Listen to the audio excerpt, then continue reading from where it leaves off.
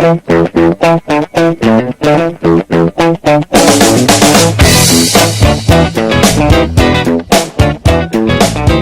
right.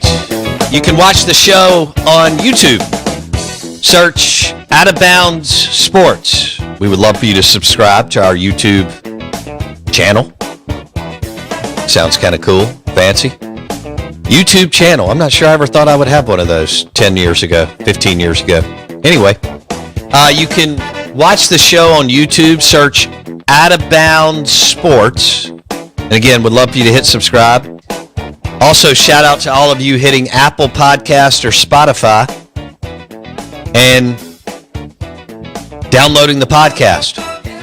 Searching Out of Bounds with Bo Bounds. SEC Insider Hit this morning is brought to you by Blue Cross Blue Shield of Mississippi. It's good to be blue. Good morning. Welcome in. Dak Prescott with a spectacular performance over the Tampa Bay Buccaneers on the road, and the GOAT of the postseason, and that would be Tom Brady. Dak was, 25 of 33, 305 yards, 4 TDs, and ran one in, too, on a really nice play.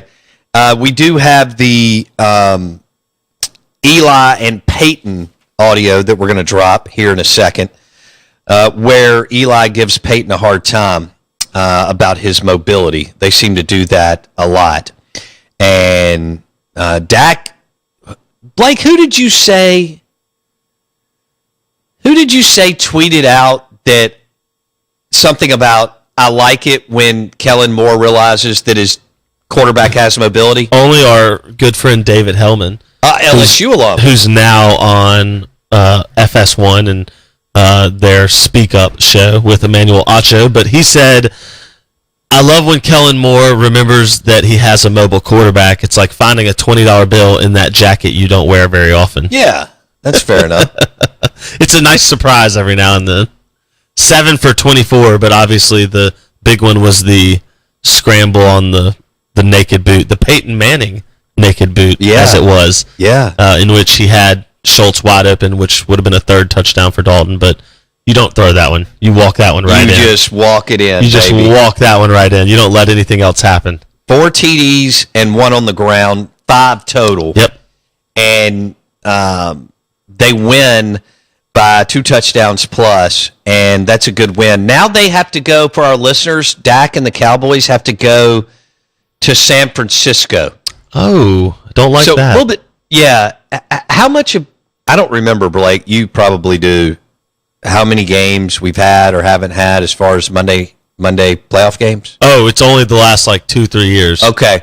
So 2 years. So San Francisco played 2 days before the Cowboys. They played the early game on Saturday. Yep. Dallas played the late game last night, flew back, so you're on a time crunch here, plus you have to fly out to San Francisco. Will they go on Friday or Saturday? I don't know. They will be the late game, but not the 7:15 game. It's a 5:30 game, all right? So they'll be the late game on Sunday, the last game. But you're losing 48 hours to the 49ers, plus you're playing out there. How does that impact your week? It does. I mean, I know they're all grown-ups and professionals. They'll figure it out. But it is something to think about that San Francisco walked off the field at 6 o'clock on Saturday night, and Dallas walked off the field at 11:30 Eastern time last night. So that's kind of a 2-day swing on putting your body back together. It's too big a gap. I think it's too big a gap. It's too big a gap. Part of me says, hey, it's the playoffs, get over it, perform. But the other side of that is it is a large gap in difference of play. 48 hours Saturday in the NFL. Yeah, Saturday to Monday. So, you got it. It is what it is, though. Unfortunately, because it's the hand you're dealt, and you got to play through it. Yeah. So you got to go win. You got to eat off the floor. That's what the Cowboys have to do this week. I think it's up to Dak and Dan Quinn to lead the way, because we know that Jerry and Steven are dysfunctional. Kellen Moore's just kind of in the way. And so it's up to Dak and Dan Quinn to convince the team If they can eat off the floor, then they'll be good, and then they travel to San Francisco on a quick turnaround, maybe on Friday or Saturday, and they play on Sunday at 5:30, but it'll be 3:30 San Francisco time. How about that? That's correct. That's a lot of math. Thank you. I didn't know I had to do math today. Well, I'm on it when it comes to time zones. Out of Bounds, brought to you by Blue Cross Blue Shield of Mississippi. Good morning. Welcome in. We'll have Mike Detillier on at 8:30.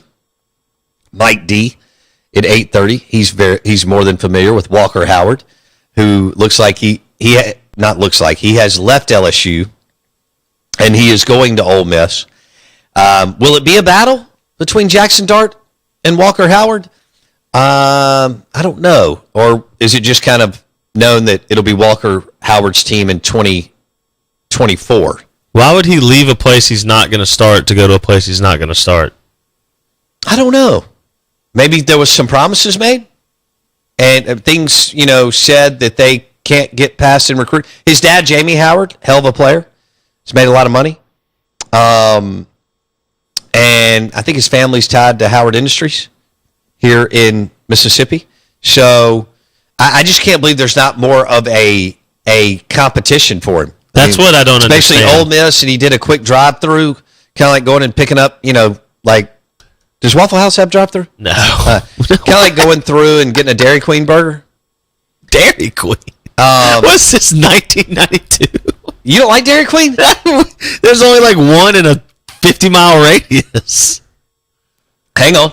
There's one in Ridgeland. Yeah, at Old Canton and Lake Harbor. There's one by the Braves Stadium. In Braves. Oh, man, yeah. That's far away from And Dairy Queen's burgers, if you're going fast food, because most of it is hot garbage. I think if we polled the audience, Dairy Queen's burgers are really good, and especially compared to the other options out there.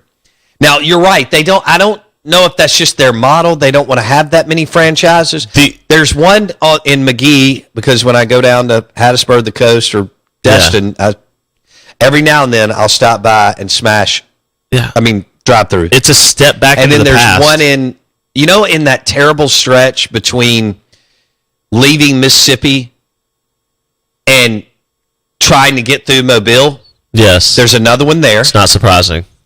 And that's all I can tell you right now. I can't think of North Miss. Oh, there's one in Starkville. In Family Feud. That's Starkville Academy. On Family Feud. It's like a real nice one. On Family Feud how they rank the answers? And so, if they're like, we polled 100 people. You just called me out for 1992, and you just dropped a Family Feud, which reminds me of 1982. Dude, if you're not watching Big Tie Knots, okay? I'm sorry you don't watch Steve Harvey dominate the airwaves on Family Feud. Drapes that are thicker than the Pentagon walls. Yeah, you're missing the new Shag stuff. Carpet that will make you have a sinus infection forever type time period. And people smoked inside. Yeah. Well, that's with all of that, and smoked on planes. Again, you're wrong on all of that. Steve Harvey, your boy Charles Barkley was on Family Feud. He was amazing on it. Steve Harvey dominates Family Feud. Barkley's amazing at everything. Okay, that's fine. It has nothing to do with him. Steve Harvey's fantastic on Family Feud. The point of all that is to say, staying on topic. Oh. Family Feud ranks their answers. They're like top 7 answers on the board, right? Yeah. And they're ranked by how many people voted on them. Dairy Queen would have been one of the bottom 2 answers. Let's ask our listeners. Ag Up Equipment text line, 601-885-3776. When you have to go fast food, where does Dairy Queen rank as far as burgers? 601-885-3776. If you listen to the show, you know that I don't eat a lot of fast food. Can I tell you what happened when I went over to get our burgers, blues, and barbecue? Yeah. Yesterday. Dirty Bird wraps. Yeah. While you were trying to fix some stuff that was going on. Yesterday was Martin Luther King Day, which means people were out of school. And you know how I don't go and wait in lines. No. And when I drove past Chick-fil-A. Oh, I bet it was. When I tell you, it's already, I don't even do that because, Wendy's got the app, so I'll call her and ask her to order something for me. This is usually when I'm out of town. And she'll do that, and I don't have to wait, and I can just drive up. Dude, when I tell you it looked like a goat rodeo. Yeah. Oh my goodness. No, it was like if I don't have chicken sandwiches, then, we're all going to perish. And aliens will come, take us from the earth. What's insane is it looks like an absolute train wreck, and yet I trust Chick-fil-A to 100% know exactly what's going on and to cycle those people in and out like it's a dang machine. Yeah. I mean, they pump. Backyard Burger has a good one. You, it's still a long time. In reality, it's so quick. I mean, I've sat in longer lines. All right, let's define in reality it's really quick. Okay, but here's the problem. You, just like yesterday when we ordered the wraps, you are very particular, and in your mind, that's the way everyone should do it, which is fine. We all operate that way. Okay. But you're no sauce on the wrap. Yeah. Right? To me, that's like, of course I want sauce on a wrap. That's what it's designed for. Oh. Like, salad. Every time we order a salad, you're no dressing on the salad. I don't want to mix my own salad dressing. Put it on the dang salad. God forbid you have to do that. Yeah. So my point is, like you're very particular. You're no fries during the week, things like that. Like, no waiting in lines. You've talked about this. You wish halftime was 5 minutes. Yeah. And you wish and Peyton Manning confirmed that. And you wish games were 20 minutes. Like, yeah. That's crazy talk. Most people want the game to go on. They enjoy the sport. So that's fine. That's all well and good. But Chick-fil-A is, we talk about it all the time. Jimbo couldn't cash flow Chick-fil-A, right? Jimbo Fisher couldn't cash flow Chick-fil-A. The reason that's funny is because Chick-fil-A's cash flow themselves. They're so incredibly run. That's true. They're incredibly well run. So you say the Chick-fil-A was packed. It probably had 150 people there, and they're rotating them every 10 minutes, which is insane. Yeah. I mean, they're rotating those people like crazy. There was another restaurant over there that I noticed that I've never been to. I can't remember the name.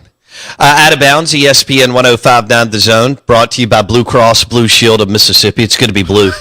The official healthcare provider of the Out of Bounds show. Before we drop this Peyton and Eli Manning audio, what are you seeing something that we need to share with our amazing listeners? This is pretty fun. Like you know how sometimes people get fired up about something and you don't know why? People are fired up about whether Dairy Queen matters or not.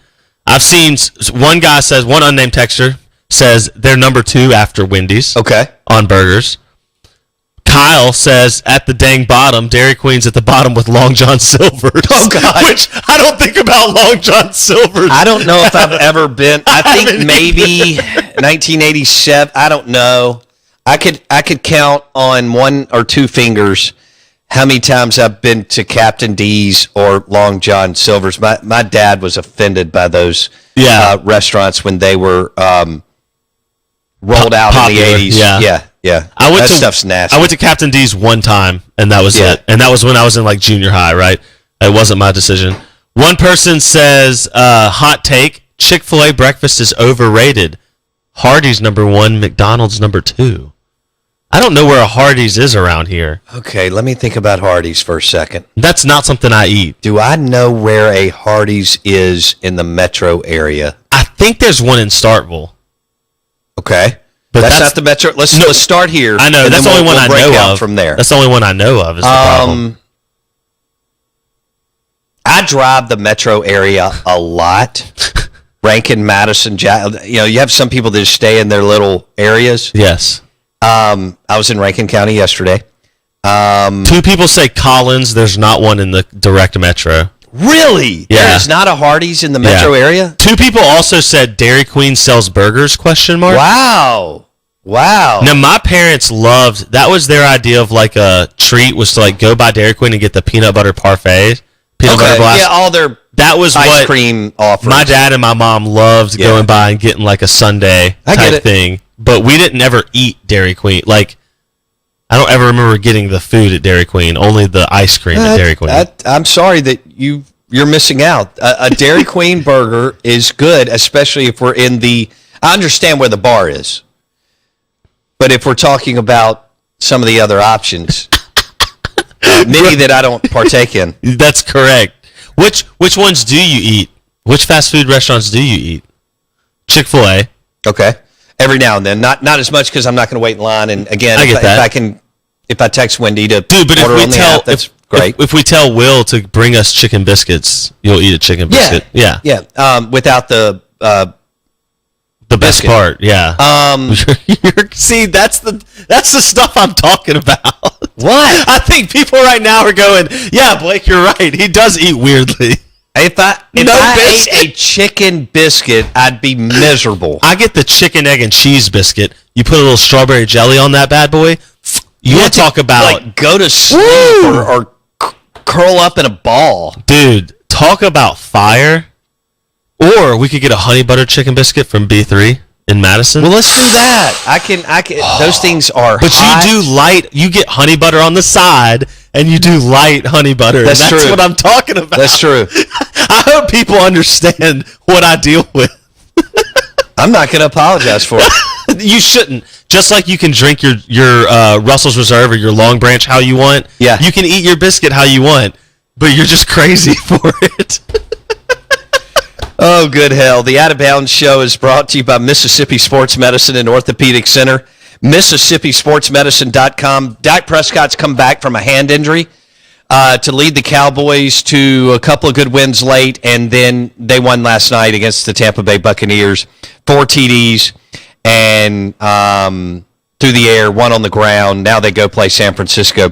Peyton and Eli Manning had their Manning cast last night, and when Dak ran the TD in, Eli decided to take shots at his brother. All right, let's break down this film right here. Great job. Obviously, reverses out, holds that ball right in the stomach right there. He's running out there. He's got the tight end wide open, but realize as quarterbacks, if you could go and hand the ball to the open guy, just go ahead and run it in. They're obviously watching film of this play. Obviously, Dak looked a lot more athletic. He almost fell down after the fake. That would have been really embarrassing. And it took you 12 seconds to get in. It took Dak 4 seconds to get in for the touchdown. So very similar style plays, but Dak looked a lot better running it. All right, so that's Eli giving his brother Peyton Manning a hard time. And basically they did a simulcast. Well, they were doing a simulcast, but they put Dak running it in and Peyton running it in. And needless to say, Dak's smooth and has a lot of mobility, and watching Peyton run, as we all remember, was entertaining. Yeah. And we all remember that guy that we went to high school with that couldn't run or ran on his heels. And so, and you know, regardless of what sport, it was just entertaining to watch. Yeah. And he kind of wobbled, you know, and you know, Peyton couldn't outrun a fire hydrant. No. And he played right at the right time. So did Eli. And now mobility is almost, you know, demanded. I guess there's a couple that can get away with it, but it's difficult. Dak's mobility last night was a big deal for the Cowboys offense. He's done a little more of that this year. I wish Kellen would roll him out more, but whatever. But you look at Mahomes, Aaron Rodgers has mobility, and the list goes on. Josh Allen obviously has mobility. Yeah. And look at what Daniel Jones with the Giants. Well, Daniel Jones. All right, let's talk about that. We talk about coaching. We talk about high school coaching. We talked about Marcus Bowles going to Meridian. We talk about Lane Train and Zach Arnett, Will Hall, all these guys. And we get into it. Lamonis and Bianco, we're about to just head deep into baseball. And coaching and development and making the right moves and how difficult it is. We mentioned, you know, some of the better high school football coaches, Ricky Black, you know, Marcus, Brad Peterson, Herbert Davis, these guys that have won big. And Blake, I thought, really came in yesterday and said, look at the difference in good coaching. Look at Brian Daboll, the New York Football Giants head coach. Look what he did in 1 year for the New York Giants compared to, and I like one of these two, Joe Judge and Jason Garrett. I mean, the Giants' offense was so inept under Jason Garrett, and Daniel Jones has athleticism. He's big. He's got a good arm. But, man, he ripped off run after run after run over the weekend to put pressure on the defense, which then, as Blake said earlier, set up some other things for Daboll and Daniel Jones to do. And Jones was just putting ridiculous pressure. Who did they beat? I can't come up with it. The Vikings. Vikings, thank you. He was putting in just crazy pressure on the Vikings D to where they're scrambling around not knowing what the hell they're doing. And then Dayball in a much more controlled, passing offense could allow Daniel to do what he wanted to do. Daniel Jones has mobility. What was the guy that said? Somebody said for a white guy, I can't remember who it was, but he's kind of an NFL Nick Fitzgerald. He is. Just to bring it local. He is. Like there is a lot of similarity in that. Yeah, they went from. And had Nick had the discipline and focus and accountability, who knows? But I mean, he was a phenomenal college player. Okay, incredible. But you're right, Daniel Jones. There's some similarities there as far as college to NFL. And Daniel Jones and the New York Giants advanced a year after not even looking like they could win a game. They went from the 31st offense at 15 points a game to the 15th offense at 22 points a game. I mean, does coaching matter where most of these games are decided by 3 points or less? A full touchdown better. I know it doesn't sound like a lot. 22 points a game doesn't sound like a lot. If the Jets had scored 22 points every game, they would have had 11 wins this year. So just to put it in perspective, another team that did this, the Jaguars, Trevor Lawrence. The comeback was amazing. Doug Peterson. What did Urban Meyer do? We would have lost Trevor Lawrence. If the Jaguars stuck with Urban another year, we may never have seen what Trevor Lawrence could be in the NFL. And how about the Mara family for the New York Football Giants? John Mara coming out. Here's a man who's been a part of royalty his whole life with his grandfather and uncles and everything else. He comes out last year and says, we have done a disservice to this young man with all the hires that we have made. We're going to give this one more shot. And look what happened. And he said, how many billionaires can say, much less football coaches, men who are managers, territory managers, CEOs, COOs, say, it's on me. John Mara is a billionaire and said, it's on me. Paging Jerry Jones. Thank you. I want one more audio here. Peyton Manning on no such thing as halftime adjustments last night. Coming out of halftime, all those halftime adjustments, it really paid off right there. That I don't know about you, I don't ever made a halftime adjustment in my entire 18-year career. I think that's the biggest myth in football, the halftime adjustments, right? You go in, you use the restroom, you eat a couple of oranges, and then the head coach says, all right, let's go. Yeah, no question. I mean, you're in there for like 3 minutes. There's no time. Love it. So that's Peyton Manning talking about halftime adjustments. Your thoughts on the Farm Bureau Insurance call-in line, 601-707-3750. We had a great call yesterday from LSU 10. And then your Ag Up Equipment John Deere Tractor text line, 601-885-3776. 885-3776. The Tulu Griffin sweepstakes continues. The Mississippi, well, I don't even know what you call him right now. Just kind of the portal wide receiver. Will he go back to Mississippi State or will he head to Ole Miss? Walker Howard looks like he's in the boat for the Ole Miss Rebels. And Pete Golding is an Ole Miss Rebel. Mississippi ties, went to Delta State. Now, is he as much of an Ole Miss man as Matt Luke? Hell no, he's not, because Matt Luke played at Mississippi State. So did I think his dad and uncle. But Pete Golding with serious Mississippi ties, played at Delta State, was at Alabama. There were some struggles there, but he's a big name because he was under Nick Saban. How will it look at Ole Miss? Will he be awesome and one of the better defensive coordinators at Ole Miss? Or will it just be kind of meh? Mike Detillier at 8:30, Brian Fowler at 9:30.